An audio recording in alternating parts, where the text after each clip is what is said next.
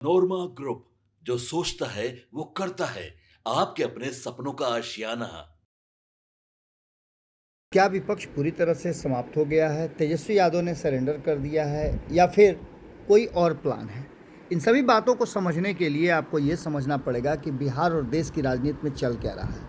खास करके बिहार की राजनीति की बात करें तो जब से नीतीश कुमार ने मुख्यमंत्री की कुर्सी से इस्तीफा दिया है, तब से राष्ट्रीय जनता दल भी अपनी दिशा खो चुका है। नेता प्रतिपक्ष होने के बाद भी तेजस्वी यादव का जिस तरह से एग्रेसिव बयान और सरकार के नीतियों को लेकर के उन्हें आम जनता के बीच में अपनी राय रखनी चाहिए थी, सरकार को घेरना चाहिए था, वो दिखाई नहीं दे रहा है। राष्ट्रीय जनता दल का क्या होगा? पार्टी के भीतर काफ़ी विद्रोह हो रहा है और पार्टी के स्थापना दिवस को लेकर के भी कई तरह की चर्चाएं शुरू हो गई हैं। पार्टी के स्थापना दिवस क्यों मनाई गई 4 दिन पहले, इस बात को लेकर के भी सवाल खड़े किए जा रहे हैं। तो मंच से जिस तरह से नेताओं ने तेजस्वी यादव को नसीहत दी, वो भी बहुत कुछ कह रहा है। क्या विदेश यात्रा जाने के कारण या जाने के चलते तेजस्वी यादव ने पार्टी का स्थापना दिवस तक कुछ दिन पहले मना लिया? क्या इस पूरे मामले में और राष्ट्रीय जनता दल के फैसलों में लालू यादव को संट कर दिया गया है? तो आखिर राष्ट्रीय जनता दल को चला कौन रहा है? भारतीय जनता पार्टी के सामने क्या फाइनली सरेंडर कर दिया है तेजस्वी यादव ने, और राष्ट्रीय जनता दल के MOI समीकरण और जो टसन था, क्या उसका अंत हो गया है? इन सभी बातों को समझने के लिए आपको समझना होगा कि राष्ट्रीय जनता दल के नेता आखिर कह क्या रहे हैं। राष्ट्रीय जनता दल का आधिकारिक स्थापना दिवस 5 जुलाई को है। इसी दिन लालू प्रसाद ने जनता दल से अलग होकर के राष्ट्रीय जनता दल अपनी पार्टी बनाई थी और उसके बाद 30 वर्षों से लगातार वो स्थापना दिवस 5 तारीख को मनाते हैं।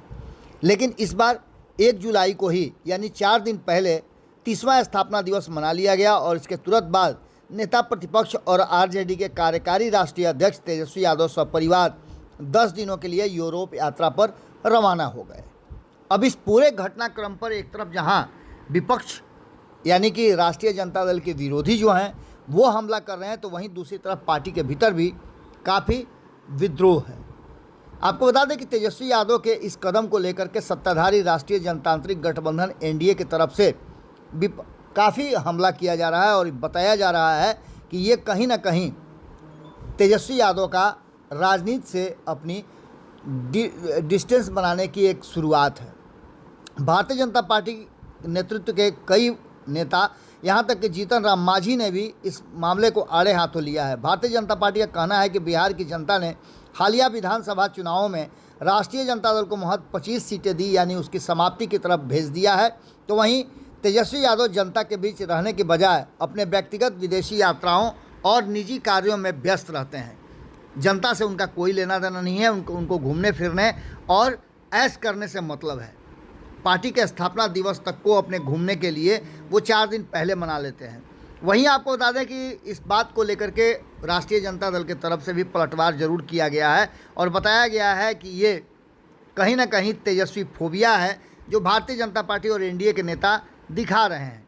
वहीं आपको बता दें कि राजनीतिक गलियारे में तेजस्वी की इस यात्रा की तुलना कांग्रेस के नेता राहुल गांधी से भी की जा रही है, क्योंकि राहुल गांधी के बारे में भी ऐसा ही कुछ परसेप्शन बना हुआ है कि वो जब जब जरूरी होता है, राजनीतिक या काम होता है और राजनीति में जब उनकी ज़रूरत महसूस होती है तो वो विदेश यात्रा पर होते हैं। खैर, इन सारी बातों के साथ साथ एक बात तो साफ नज़र आ रही है कि फैसले सारे तेजस्वी यादव ले रहे हैं और लालू प्रसाद का राष्ट्रीय जनता दल पर पकड़ ख़त्म हो गया है। उनके हाँ और या ना के जवाब भी अब नहीं लिए जाते हैं, सिर्फ उन्हें मंचों पर बैठाया जाता है या फिर सांकेतिक रूप से उनका प्रयोग किया जाता है। आपको बता दें कि जनवरी 2026 में लालू यादव ने गिरते स्वास्थ्य के कारण तेजस्वी यादव को राष्ट्रीय जनता दल का राष्ट्रीय कार्यकारी अध्यक्ष घोषित कर दिया था। इसके तहत तेजस्वी को पार्टी का नाम, प्रतीक चिन्ह और संगठन के फैसले लेने के लिए पूर्ण अधिकार दिए गए थे। इसलिए आपको बता दें कि तारीखों के में बदलाव इसी को ध्यान में रखते हुए किया जा रहा है कि तेजस्वी यादव अपनी कार्यशैली बदल चुके हैं और राष्ट्रीय जनता दल पहले वाली बात नहीं रह गई है। अपने हिसाब से नेता तिथियों को तय करते हैं और यहाँ तक कि स्थापना दिवस जैसे महत्वपूर्ण दिन को भी मनाने के लिए वो 2 दिन 4 दिन पहले का समय निर्धारित कर लेते हैं, क्योंकि उनको अपने विदेश यात्रा में किसी तरह की खलल न पड़े। वहीं आपको बता दें कि ये भी लगातार हमला किया जा रहा है कि तेजस्वी यादव आम लोगों से मिलते नहीं हैं।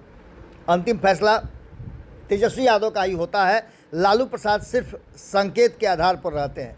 व्हील चेयर पर बैठाकर हम लड़े हैं, लड़ेंगे का नारा दिया जाता है और कार्यकर्ताओं में जोश भरने की कोशिश की जाती है, लेकिन राष्ट्रीय जनता दल जो था वो दिखाई नहीं दे रहा है। तेजस्वी को सर्वे सर्वा बनाए जाने के बाद पार्टी और परिवार दोनों में काफ़ी कुछ टूटा है। आपको पता होगा कि भीतर ही भीतर काफ़ी असंतोष उभरा है। तो वहीं आपको बता दें कि रोहिणी आचार्य से लेकर के तेज प्रताप यादव तक सभी परिवार से और अलग हो चुके हैं। रोहिणी आचार्य ने सोशल मीडिया पर घुसपैठिया और साजिशकर्ताओं की बात कही थी, यानी सीधे तौर पे उनका आरोप था कि लालू प्रसाद को साइड करके बैक सीट पर बैठा करके, और कहीं ना कहीं तेजस्वी यादव भी ड्राइविंग सीट पर नहीं है, बल्कि उनके जो सलाहकार हैं और जिन बाहरी लोगों को उन्होंने शामिल किया है वो उन्हें सलाह देते हैं और फैसला लेते हैं। इस बार स्थापना दिवस के मंच पर एक अलग तरह का नज़ारा दिखा, जहां लालू प्रसाद भी मौजूद थे और साथ साथ तेजस्वी यादव भी थे। अब इसको अलग तरीके से भले ही राष्ट्रीय जनता दल कहे कि हमारे पार्टी के भीतर लोकतांत्रिक संवाद अभी भी होता है, पुराने नेताओं की आवाज़ अभी भी जिंदा है, लेकिन वास्तविकता ये है कि तेजस्वी यादव को नसीहत के साथ साथ एक झिड़की भी दी जा रही थी। सीधे तौर पे पूर्व विधानसभा अध्यक्ष उदय नारायण चौधरी ने, इनके साथ साथ और कई नेताओं ने सीधे तौर पे तेजस्वी यादव को नसीहत दी। आपको बता दें कि सिर्फ चुनिंदा लोगों से बातचीत करने, सोशल मीडिया से राजनीति करने और लोगों के बीच नहीं जाना तेजस्वी यादव की सबसे बड़ी कमी है। इस बात को रखते हुए कहीं ना कहीं उदय नारायण चौधरी ने तेजस्वी यादव को नसीहत दी, जो पहले शिवानंद तिवारी भी दे चुके हैं कि सड़क पर उतरना होगा, लोगों से मिलना होगा और लोकतांत्रिक प्रक्रिया का हिस्सा बनना होगा। इसके साथ साथ आपको बताएं कि नेताओं का डर था कि आम कार्यकर्ताओं के लिए शीर्ष नेतृत्व से मिलना मुश्किल ही नहीं, असंभव जैसा लगता है। इसके साथ साथ ये भी बात लगातार कही जा रही है, जो रोहिणी आचार्य के बातों को कहीं ना कहीं पूरी तरह से स्थापित करती है कि तेजस्वी को सलाह दी गई है कि चाटुकारों के बजाय ज़मीन से जुड़े पुराने समाजवादी नेताओं और कार्यकर्ताओं से वो मुलाकात करें।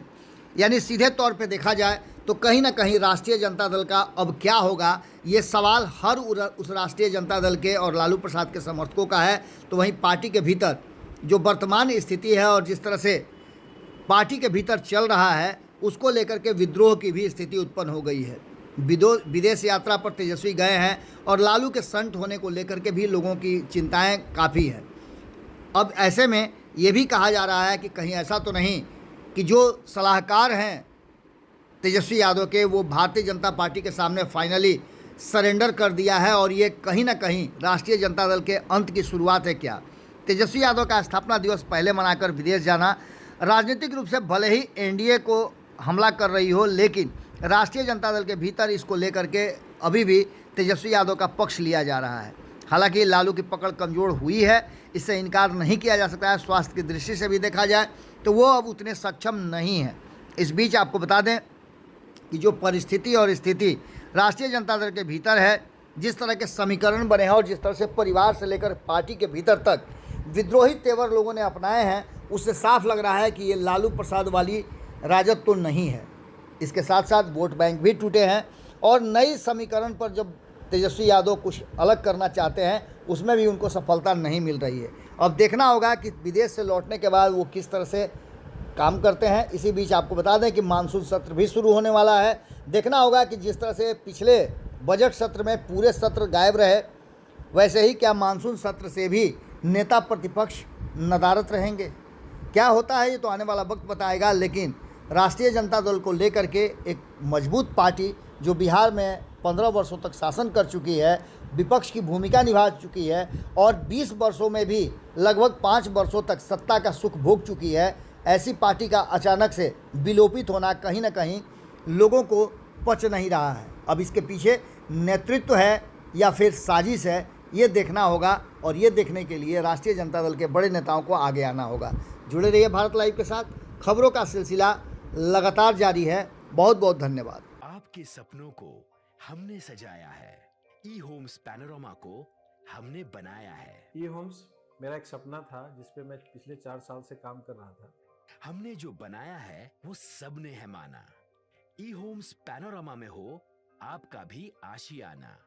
और फाइनली हमने 2021 में इस प्रोजेक्ट को लॉन्च किया। बहुत लोग अप्रिशिएट कर रहे हैं कि पूर्णिया जैसे शहर में, बिहार के, एक तो बिहार की बात करें उसमें भी पूर्णिया जैसे छोटे जगह में इस तरह का लाइफस्टाइल देना, ये सुन के हम लोगों को बहुत अच्छा लगता है।